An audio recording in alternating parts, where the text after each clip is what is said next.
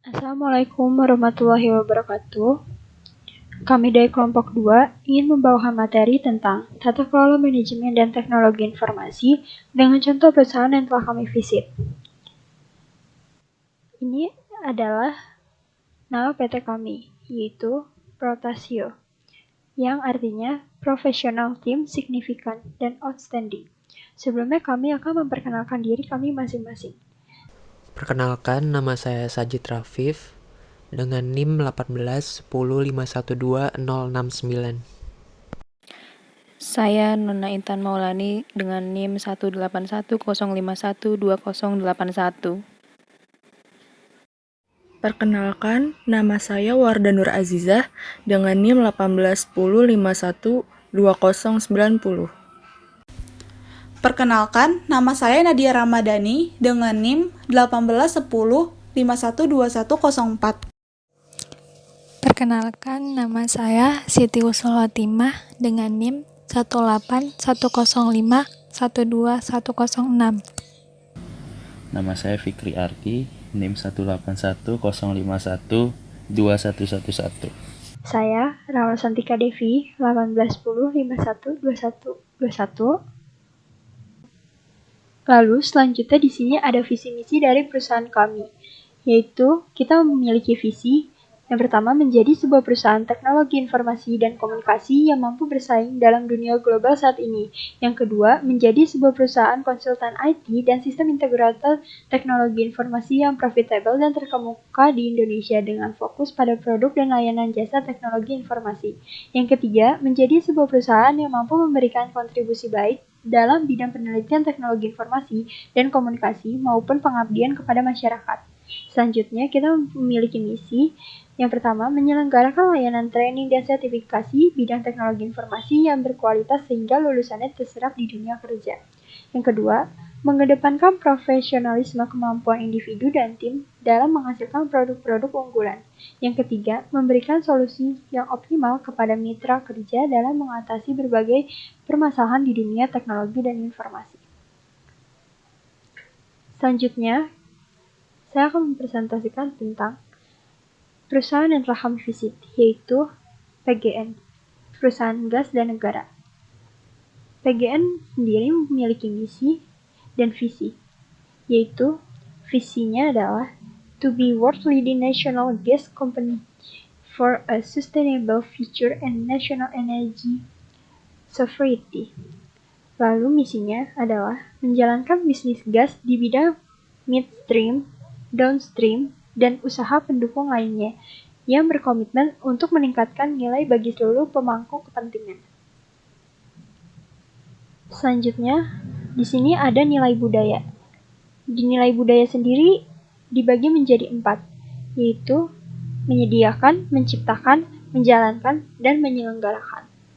Di sini, menyediakan adalah menyediakan gas dan mengembangkan infrastruktur untuk pemanfaatan gas sebagai energi dan bahan baku untuk menciptakan nilai yang optimum bagi kepentingan pelanggan dan masyarakat.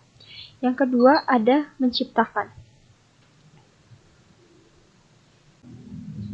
Menciptakan nilai tambah bagi pemegang saham dan karyawan, berwawasan lingkungan, mempunyai keunggulan, dan mengutamakan keselamatan. Lalu, menjalankan. Menjalankan prinsip pengelolaan perusahaan yang profesional, bertanggung jawab, dan berkelanjutan. Yang terakhir, menyelenggarakan. Menyelenggarakan usaha lainnya untuk menunjang pemanfaatan gas dan pengelolaan bisnis yang berkelanjutan. Selanjutnya, saya akan menjelaskan tentang perusahaan gas negara ini sendiri. Perusahaan Gas Negara atau PGN adalah perusahaan nasional Indonesia terbesar di bidang transportasi dan distribusi gas bumi yang berperan besar dalam pemenuhan gas bumi domestik. PGN sendiri telah bertransformasi menjadi perusahaan yang berdedikasi pada satu tujuan, yaitu memberikan keahlian energi dan infrastruktur yang diperlukan untuk mendorong pertumbuhan ekonomi di Indonesia secara jangka panjang. PGN secara kesinambungan mengintegrasi rantai bisnis gas bumi dari hulu sampai hilir demi melayani masyarakat. Setelah itu, PGN ini sendiri juga sudah masuk dalam BUMN. Selanjutnya, ada struktur tata kelola perusahaan PGN. PGN berkomitmen melaksanakan tata kelola perusahaan yang baik atau Good Corporate Governance atau GCG secara konsisten berdasarkan prinsip-prinsip transparansi, akuntabilitas, pertanggungjawaban, kemandirian, dan kewajaran. Dalam konteks keberlanjutan, PGN terus menerapkan sistem tata kelola dengan mengintegrasikan aspek ekonomi, lingkungan, dan sosial dalam setiap pengambilan keputusan. Selanjutnya, di sebelah kanan saya, ada struktur tata kelola perusahaan PGN yang dibagi menjadi dua bagian. Yang pertama ada bagian organ perseroan, yaitu paling atas ada RUPS, kemudian di bawahnya ada direksi dan dewan komisaris. RUPS ini merupakan organ perseroan terbatas yang memiliki kewenangan eksklusif yang tidak diberikan kepada direksi dan dewan komisaris.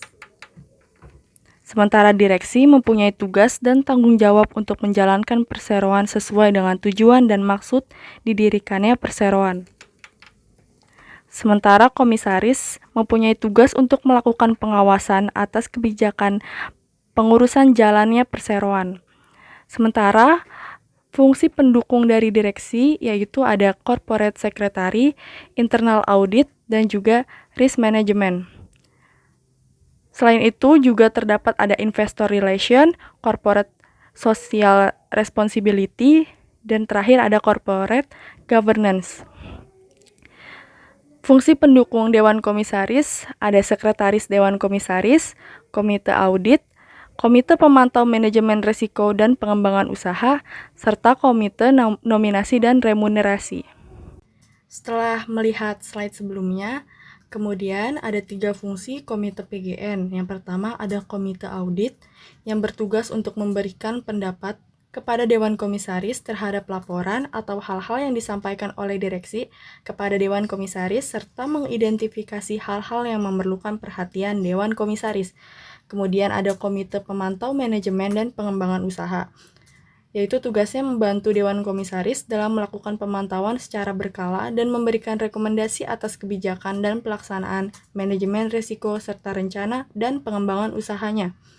Yang terakhir ada Komite Nominasi dan Remunerasi, bertugas untuk mengkaji dan memberikan rekomendasi pada kebijakan dan sistem remunerasi untuk Dewan Komisaris dan Direksi, serta meninjau prosedur dan kebijakan suksesi Dewan Komisaris dan Direksi. Kemudian manajemen resiko. Yang pertama, direksi. Dalam setiap pengambilan keputusan atau tindakan, harus mempertimbangkan risiko usaha. Yang kedua, direksi wajib membangun dan melaksanakan program manajemen risiko korporasi secara terpadu yang merupakan bagian dari pelaksanaan program GCG. Yang ketiga ada pelaksanaan program manajemen risiko dapat dilakukan dengan yang pertama, memberi penugasan kepada unit kerja yang ada dan relevan untuk menjalankan fungsi manajemen risiko. Yang kedua, membentuk unit kerja tersendiri yang ada di bawah direksi. Lalu yang terakhir, yang keempat, direksi wajib menyampaikan laporan profil manajemen risiko dan penanganannya bersamaan dengan laporan berkala perusahaan. Lalu ada pedoman. Pada keputusan direksi nomor 006901 K-01-UT-2012 tentang pedoman tata kelola perusahaan yang baik. Penerapan GCG di lingkungan PGN bertujuan untuk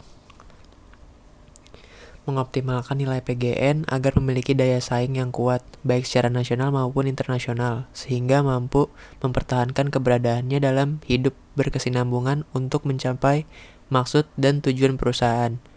Mendorong pengelolaan PGN secara profesional, efisien, dan efektif, serta memberdayakan fungsi dan meningkatkan kemandirian organ perusahaan.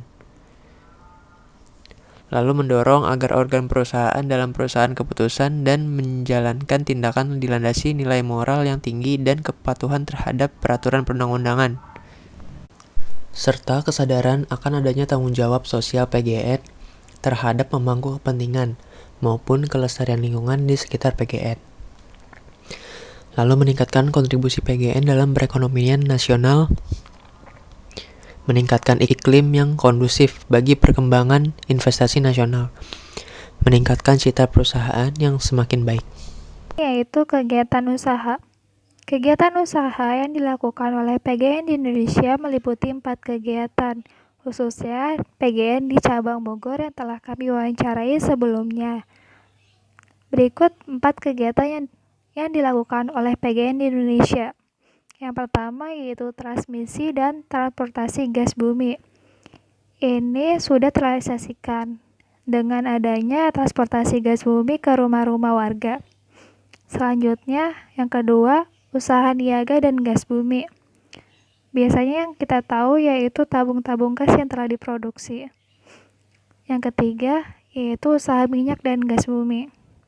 Kita sering menggunakan ini, yaitu BBM atau bahan bakar minyak yang kita gunakan setiap harinya.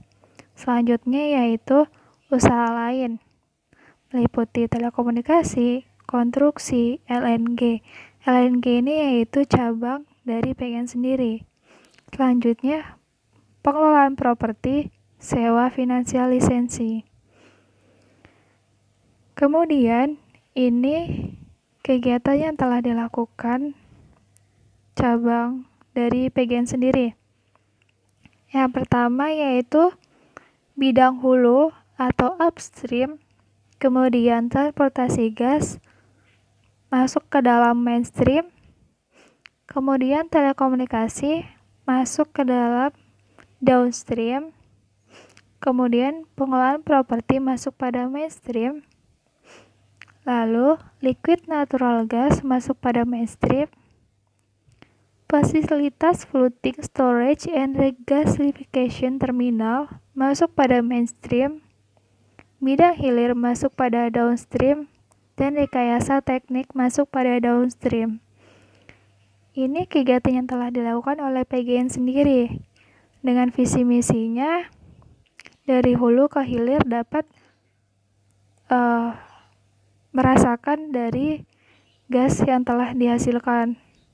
Seperti nilai budaya yang telah diterapkan di PGN sendiri untuk menyediakan, menciptakan, menjalankan, dan menyelenggarakan gas-gas dalam pengelolaan bisnis yang berkelanjutan. Selanjutnya yaitu jenis-jenis aplikasi dan layanan pada PGN. Aplikasi website yang dapat kita ketahui atau kita kunjungi dengan mengetahui informasi terbaru PGN yaitu mypgn.co.id atau pgn.co.id. Di sini kita dapat tahu informasi apa aja sih yang ada di PGN atau hal-hal yang baru di PGN. Kemudian ada email untuk hal penting atau urgent, misalkan masalah dari masyarakat, misalkan bocor atau terjadi kendala atau apa, seperti itu. Kemudian aplikasi software atau hardware yang digunakan oleh staf lain, contohnya seperti desktop, Word, Excel, dan lain-lain. Kemudian dari software dan hardware ini pastinya memiliki masalah. Karena itu, PGN sendiri mempunyai service desk yang digunakan untuk menerima case-case dari masalah yang timbul dari software atau hardware. Selanjutnya yaitu eform.pgn.co.id. Ini merupakan formulir yang digunakan oleh customer untuk mendaftar menjadi customer di PGN. Selanjutnya ada aplikasi yang disediakan oleh aplikasi mobile PGN. Di antaranya adalah PGN Mobile untuk informasi singkat tentang PGN kepada customer dan billing customer. Kemudian ada PGN Easy untuk karyawan mengetahui info dari PGN dan dapat mendapatkan form cuti dan sebagainya. Kemudian ada Popeye untuk pembayaran internal dan eksternal. Ada juga PGN ESMS untuk menangani sistem korespondensi perusahaan. dan ada SIP gas mobile untuk memberikan akses mudah ke data distribusi gas pelanggan PGN dan membantu pengguna untuk mengoptimalkan pengambilan keputusan terkait manajemen distribusi gas melalui perangkat seluler. Selanjutnya adalah pembangunan insan PGN terbagi menjadi beberapa kelompok. Ada by gender, by education, dan ada menurut usia, ada menurut total karyawan, ada menurut masa pengabdian, ada turnover. Pengembangan kompetensi. Program pengembangan kompetensi yang konsisten adalah program pendidikan dan pelatihan atau diklat yang mendukung proses pemeliharaan dan peningkatan kualitas SDM. PGN mengalokasikan rata-rata 6 Mondays pelatihan untuk setiap pekerjaan guna mendukung pengembangan maupun pemenuhan atas gap kompetensi pekerja. Kemudian, selanjutnya ada langkah penyelesaian masalah. Dalam hal ini, jika terjadi kesalahan internet pada PT PGN Cabang Bogor, maka langkah penyelesaian masalah yang dilakukan yaitu pertama, mengecek jaringan internet yang bermasalah. Yang kedua, pengecekan area lainnya. Lalu permasalahan dilaporkan melalui grup WA IT PGN. Yang ketiga, pengecekan server. Kemudian dilakukan analisis server yang bermasalah. Yang keempat, pengecekan komputer. Dan yang terakhir, ada penyelesaian. Dalam tahap ini, penyelesaian masalah yang dilakukan sesuai dengan prosedur yang berlaku. Seperti jika terjadi kesalahan pada server, pihak IT PGN Cabang Bogor akan melaporkan ke pihak IT PGN Pusat. Kemudian, dari pihak IT PGN Pusat akan mendatangkan teknisi untuk memperbaiki server. Sebelum teknisi datang, pihak IT PGN Cabang Bogor akan mengakali sementara jaringan internet, sampai teknisi dari pihak IT PGN Pusat datang, agar jaringan internet di PGN Cabang Bogor tidak mati secara keseluruhan. Selanjutnya, ada laporan berkala. Laporan dapat dilakukan sekali dalam sebulan, namun tiap jangka waktu tertentu dilakukan laporan khusus yang terdiri dari pertama, laporan preventif setiap 6 bulan sekali, yaitu dengan maintenance atau pemeliharaan berdasarkan prosedur aplikasi atau aktivitas setiap perangkat. Yang kedua, laporan status perangkat. Dalam hal ini, laporan status perangkat yang digunakan pada setiap komponen perangkat IT dalam perusahaan. Yang ketiga, pengecekan video conference per minggu dan cek server. Dan yang keempat, ada laporan mingguan dan harian terkait daily activity. Laporan tersebut dilaporkan oleh pihak IT PGN Cabang Bogor ke pihak IT PGN Pusat. Masalah yang dihadapi pada bidang IT di PGN Cabang Bogor menurut hasil riset kami adalah terutama di jangka pendek seperti biasa internet, printer, aplikasinya error, dan masalah tersebut dapat diatasi oleh pihak PGN-nya sendiri, pihak IT PGN-nya sendiri. Lalu jangka panjangnya seperti router yang tersambar petir, switch mati, itu adalah pekerjaan yang berat bagi cabang PGN tersebut. Itu adalah yang paling terberat selama 4 tahun terakhir dia bekerja. Solusinya harus dia melapor ke pusat PGN baru bisa diselesaikan. Selanjutnya, manfaat penggunaan gas negara. Salah satunya harganya yang kompetitif, gas bumi berkualitas tinggi, efisiensi pembakaran tinggi, tidak perlu tempat penyimpanan seperti gas tabung gas yang lainnya, jaringan distribusi terluas di Indonesia, kualitas lebih terjamin, biaya operasional dan pemeliharaan rendah, kontinuitas supply lebih terjamin, bersih dan ramah lingkungan, dan menjangkau harga luas pengguna. Selanjutnya adalah denah server PGN Cabang Bogor. Seperti kita lihat, seperti pada kantor umumnya terdapat PC, switch, wireless, AP, dan semuanya saling terkoneksi internet. Ada router dan lain-lainnya seperti yang bisa kita lihat di gambar.